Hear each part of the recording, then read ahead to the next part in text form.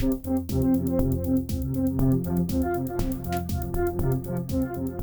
everyone, it's Elizabeth from Elpis Astrology at elpisastrology.com. So I've got a couple events coming up for folks that are in the San Diego area or folks that want to travel in to see me.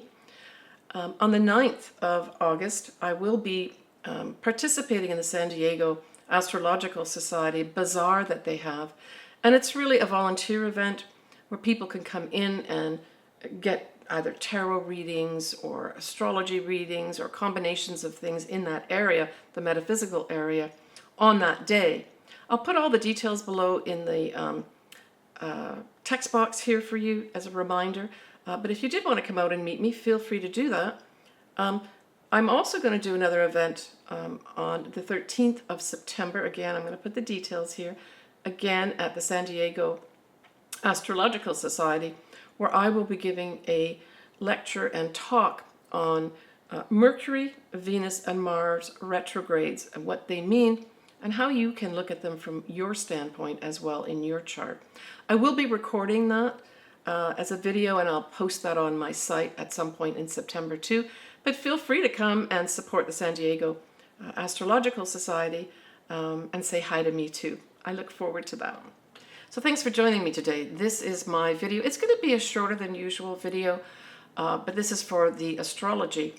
And then subsequently I'll do your horoscopes for your sun signs and or ascendants. But this is for August 2024. And I'm just going to cut straight to the chase. This is the first time that I'm not going to be doing the moons in chronological order because the most important moon of the month is going to be the full moon in Aquarius. So I'm going to talk about that first, then we'll dive into the new moon that starts at the beginning of the month. I'll give you a peek for September, and then towards the end of this video, I will give you your own personalized, from a general standpoint, your sun sign and or your ascendant. You can certainly look at both. So let's go into it. So here we have this full moon in Aquarius. It will be at 27 Aquarius, 15 minutes on the 19th of August at 11:26 AM Pacific Daylight Time. Now, we are going to have a Mercury retrograde still occurring around this time. In the USA, as of right now, the Democratic National Convention is slated to start on the 19th of August in Chicago. And so I would say there's going to be some big surprises going on here for sure, because we have actually two T-squares going on, which means that there's a number of squares themselves, right, that'll be affecting this day. And typically I've found, or historically with either clients or just, in the mundane universe or world, a lot of times these things that are going to happen that are, say, explosive or unexpected out of the blue can happen before the full moon itself. Yeah, and I'm thinking that that may happen, whatever is going to come out of this may first start showing itself around the 14th or 15th of August. I'll touch on that in a minute. Let's get back to this full moon. And so at this full moon, we have the moon in Aquarius, and then of course, as with all full moons, we have the sun in the opposite sign, and that's of course 27 degrees of Leo. So both the moon and the sun form a square with Uranus, almost exact in Taurus. We have the sun also conjunct a Mercury retrograde. And so then we know that if the sun conjuncts this Mercury retrograde, it is going to be opposite the actual full moon itself in Aquarius, right? The other things that we have going on are Mars is going to be conjunct Jupiter, and they're both in Gemini. Just straight off to have that. It is part of a grander T-square, but just the Mars conjunct Jupiter is, like, I would say, off the charts. Messaging, talking, arguing, and it could be quite loud. Jupiter expands everything it touches. Mars likes to put in action and movement forward.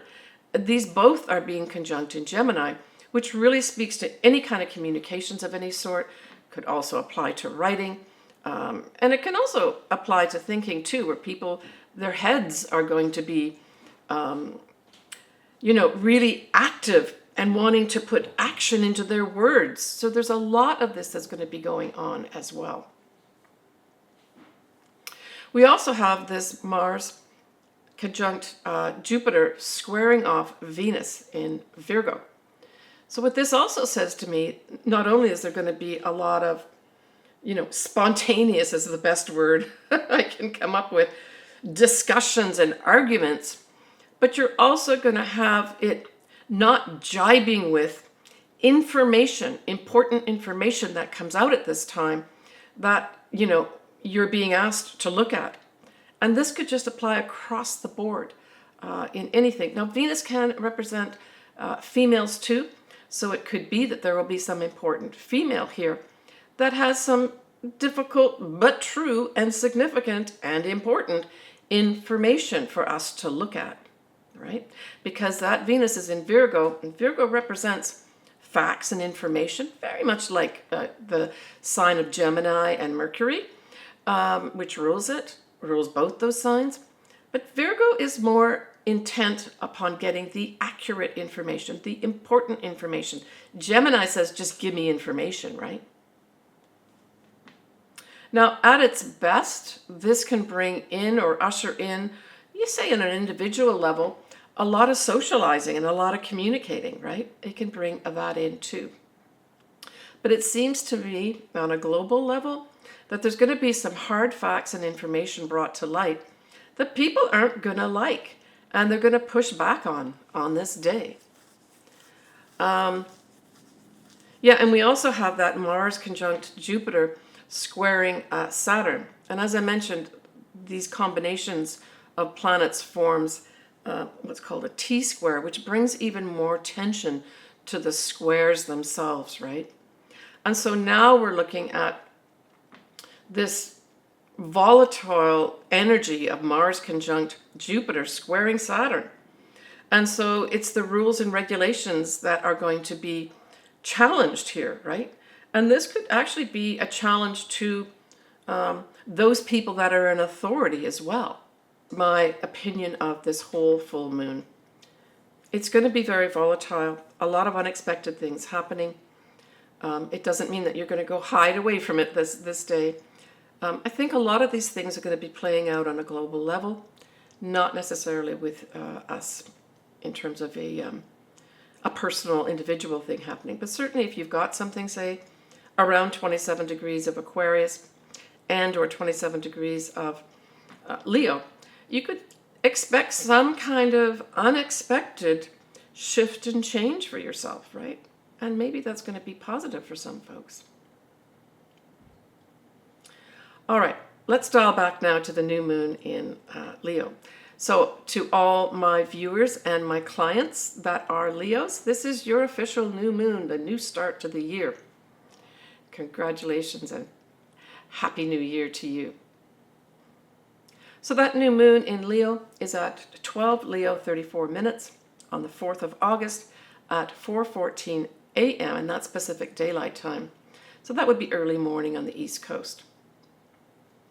We have the sun and moon, which are together. We'll have a wide sextile to Jupiter, which is going to be at 15 degrees of Gemini. And so this lends itself to lovely opportunities to expand the way we think, expand maybe something to do with our communications. Just new starts, generally speaking, right? So also at that new moon, we are going to have Venus at 29 degrees of Leo will be widely squaring Uranus. And so when we look at that 29 degree mark or degree point, it really brings a lot of the energies of the sign together at that time. And so here we're talking about what? Anything Venus. This could be literally women. Women, rising up. It can have our values being challenged. It can also bring in things like money Venus is also money as well. And so all these could be up for some kind of tension and challenge at this time, unexpectedly, with the Uranus square to it, right? Now, the other thing that's going to be happening, of course, is the same day that we have this new moon, we have Mercury going retrograde. It will be happening at 9:57 though p.m. Pacific Daylight Time, and it will go retrograde at 4 Virgo and 6 minutes. It will go direct later in August at 21 degrees of Leo on the 28th of August. So really, realistically, we are looking at a Mercury retrograde for the whole of August on top of everything else, right? Yeah, so this Mercury retrograde is in 2 signs. We start off with it in Virgo, and as I mentioned earlier, Virgo is all about service. It is about collecting information that's important. It can also have something to do with health as well. So it starts off with that. And then it goes retrograde back into Leo, going direct at 21 degrees of Leo on the 28th of August. So these are different energies now that the Mercury going direct will be at. So here we're talking about, at its best, the ability to start having fun. I mean, for sure, Leo is very much a sign that likes to have fun. It speaks to things like royalty. So there may be some big announcement that comes through royalty. I know I mentioned this last month too, but this could be the time where there's some announcements here about this. It's creative projects. So on an individual level, if you've got, say, these degree points tying into your chart, it could have you under some big discussions about contracts. Maybe there's going to be some folks that'll get some creative project completed at this time too. All right, so when we go a little bit forward now, almost mid-month, so this is the 14th and 15th of August, we have both Mars and Jupiter at 16 degrees of Gemini.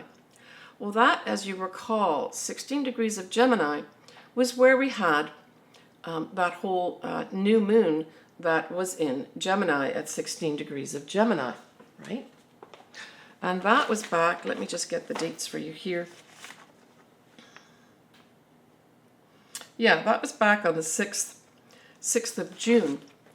So something is going to be, if you've got this degree point, so we'll say 15, 16, 17 degrees of Gemini, or even the opposite sign of Sagittarius, you're going to have something activated here again.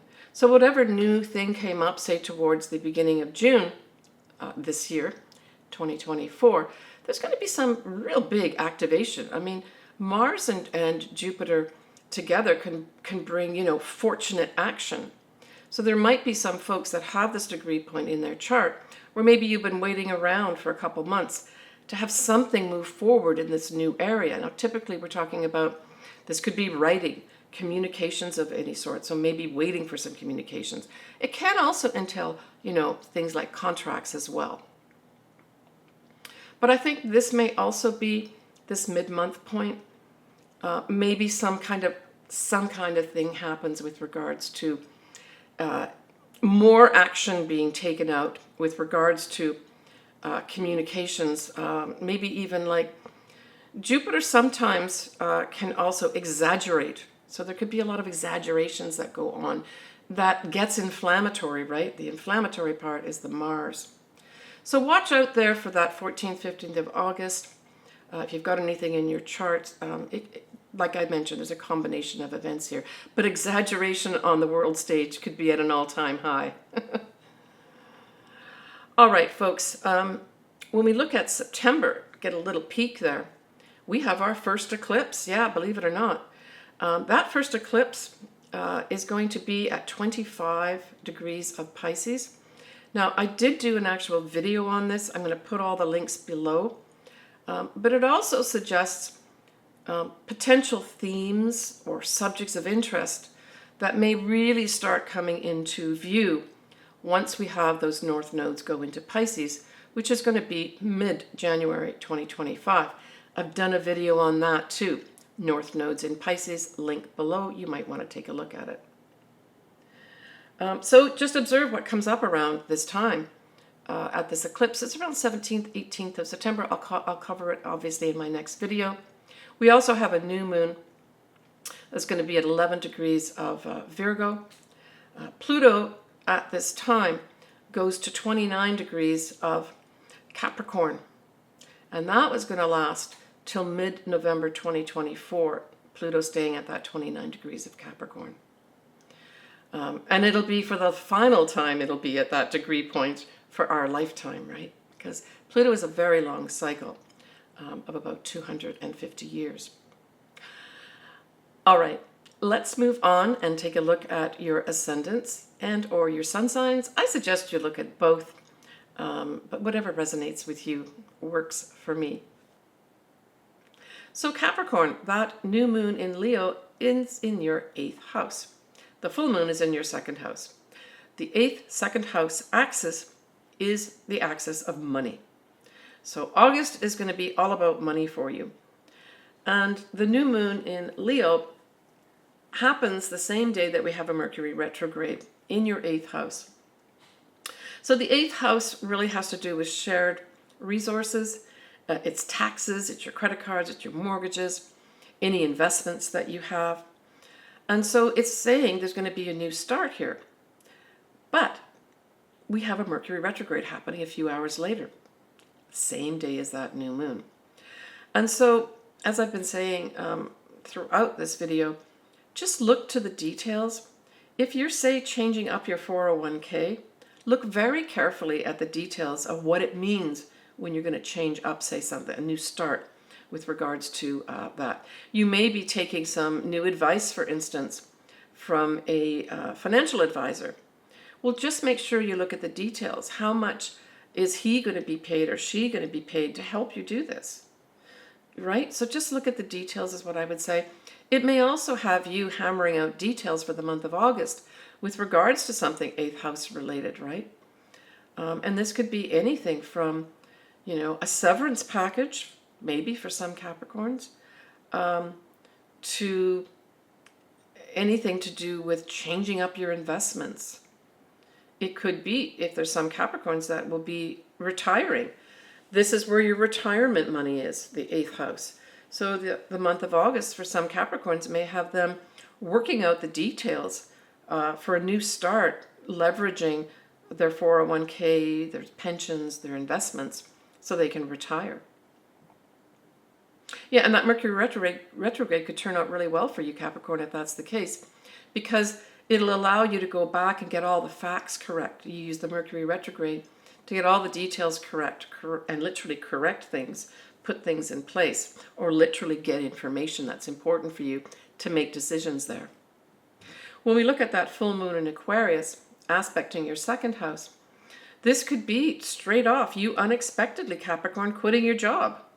It's a very powerful full moon. And full moon is culminations and endings, right? And Uranus is in the mix. We've got T-squares happening. We have T-squares happening all month, but in particular highlighted at that full moon in Aquarius. So there's something up with regards to the income that you earn and as well as your values. 2nd house can also be your possessions as well. Generally speaking, this full moon is going to be a wrap-up of some sort. And I mean, it could be. There are some Capricorns that are retiring, and people have this, in their minds, an unexpected, announcement that you say you're leaving your job, you're retiring, and it comes as a big unexpected thing for some people. Something unexpected could happen to you with regards to your income. And, Uranus can be a bit of a wild card. It can go kind of either way. Your values may be shaken up at this time. For some reason, maybe something happens in your outer world that challenges your value system, and you have to make some decision and realize what your values really are. Are you being valued enough? Maybe you're going to shake up the company you work for and say, I want more money here. You're not valuing me enough, right? And it sets up a whole series of things around that full moon that maybe gets you what you want. All right. Take care of yourself, Capricorn. All right, everybody. I'm wishing everybody a great time here in August. There's a lot of energy flying around. I only ask that you take care with driving with that Mercury retrograde, care with your words. If you are being irritated and you feel like you want to lash out, it doesn't mean you shouldn't say something. But I ask that, especially in the month of August, you take that 10,000-foot view and try to look at things as a win-win situations where you can put your thoughts forward and opinions, but respect others too, right? All right. Take care of yourself, everybody. Sending everybody lots of love. Bye for now. So I'd just like to remind all my viewers and clients of my services. You can find them on my website, of course, and all the details of that are below. But I do a tarot combo astrology reading for $50. It's my only pre-recorded one, unless specifically a client asks for me to pre-record a Zoom call for them. But I do other things too. I can do your just your transits and progress chart for this birthday year. As an option, I can do a full-on horoscope look at all your astrology, including an in-depth analysis of your natal astrology and then progress charts, and then all the transits on top of that. I can do that as well. So check me out. As I said, I've got all my details below. Send me an email with your birth details and a question or area of life that you're interested in me focusing on. I do a Zoom video, whether it's pre-recorded or live, with you to go over all these details.